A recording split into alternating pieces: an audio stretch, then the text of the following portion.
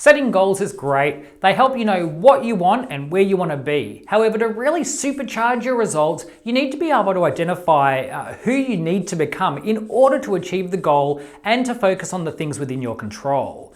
And that's where setting clear outcomes comes into it. So in this video, we're going to explore how you can set a clear outcome that will help you identify key behaviours that you will need to develop in order to achieve your goals.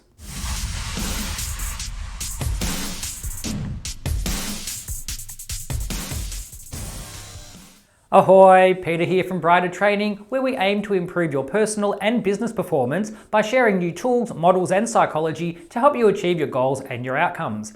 If you haven't already, please remember to hit like and subscribe. It helps us know that we're on the right track and it makes us jump for joy. Welcome back also to our current subscribers. We're always grateful for your support and for sharing our videos. Now in this video, the fifth of our Introduction to NLP series, we're looking at how to set what is called a well-formed outcome. Now lots of people set goals and there's many models to support them. The most common one is called a SMART goal. And SMART is an acronym that stands for specific, measurable, achievable, realistic and timed.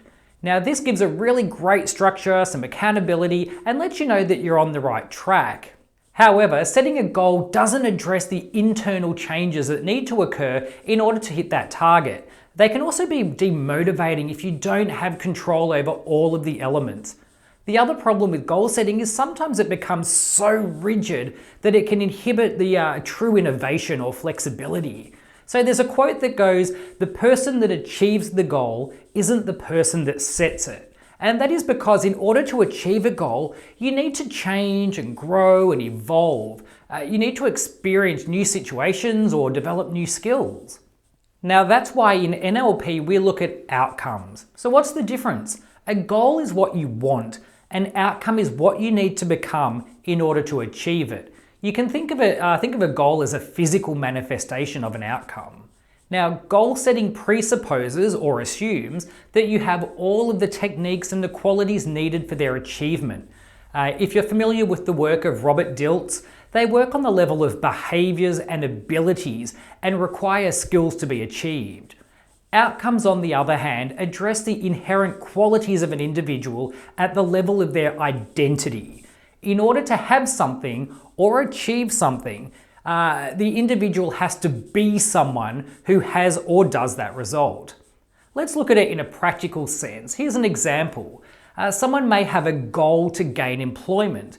The outcome for this goal is to be someone who is employable. A goal may be, I want a promotion. The outcome would therefore be to be promotable. Another goal may be, I want to be in a relationship. The outcome of this would be, I want to be relatable. Do you see how it works? It's about identifying the verbs and actions required which are present in the stated goal. So if you really want to change your results, grab a pen and work through the following keys to creating well-formed outcomes. Now, first of all, specify the present state. Where are you now? What causes your current situation? What prevents you from having your desired state right now? Next, you want to maintain all of the benefits of your current state. In other words, you are getting something out of where you currently are. If you are overweight and unfit, but you have a goal to lose weight, perhaps you're in your current situation because you don't want to be overwhelmed or you want to avoid injury. The idea is to work out what the positive intention is in your current situation so that you can maintain that, but with a different set of actions. Have you got that? So number 3, consider your outcome using sensory-based language. So when you achieve your goal, what will you see, hear, feel, and do in order to achieve that outcome? So next you want to consider what resources you need to achieve your outcome. Mentors, literature, visualization, counseling, coaching, write them all down. Then recognize that there may be more than one way to achieve your vision. So don't get stuck on the goal. Focus on the outcome and the different options that may exist to satisfy your positive intention. And finally, make sure your steps are achievable. Massive jumps can be really overwhelming or may require skills that you don't yet have. So small steps are often more manageable. They can be a lot more motivating. So if you've got all that, So in NLP, a well-formed outcome meets 6 key conditions, and these are essential for meeting both goals and outcomes, and it's absolutely worth your time to consider them when thinking about your future. So when you're thinking of an outcome, number 1, it needs to be stated in the positive. So the outcome should be what you want, not what you don't want. Logically and practically, you can't have a negation of an experience. So focus on what you will be doing, not what you won't be doing. At number 2, it needs to be self-initiated and maintained. The outcome should be something that you have complete control over. Now, in relation to getting a promotion, you probably can't promote yourself, so your goal is technically unachievable. However, what you can do is make yourself promotable, then you keep all the accountability for the goal, and you're also in complete control of the outcome. Whether you get the promotion or not isn't the focus. Developing your skills, your behaviours, taking positive actions, that's what you can control, and that's what you really should be focusing on. Number 3 is that it should be sensory specific. You need to be able to say what your outcome looks like, feels like, and sounds like. This also helps the brain to filter for experiences that will align with your stated outcome.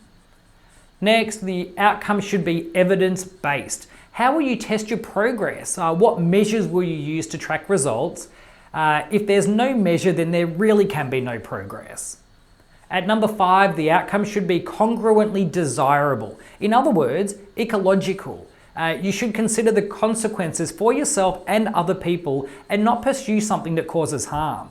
Even something like, I want a promotion, may result in much longer hours, travel, time away from your family, or stress. So consider whether the goal is truly in line with your needs. The outcome should tick the box on meeting the previously identified positive intention of your current situation. You also want to maintain the positive while changing the behaviour. And finally, it needs to be appropriately contextualized. This means your outcome should never include universals like always or never.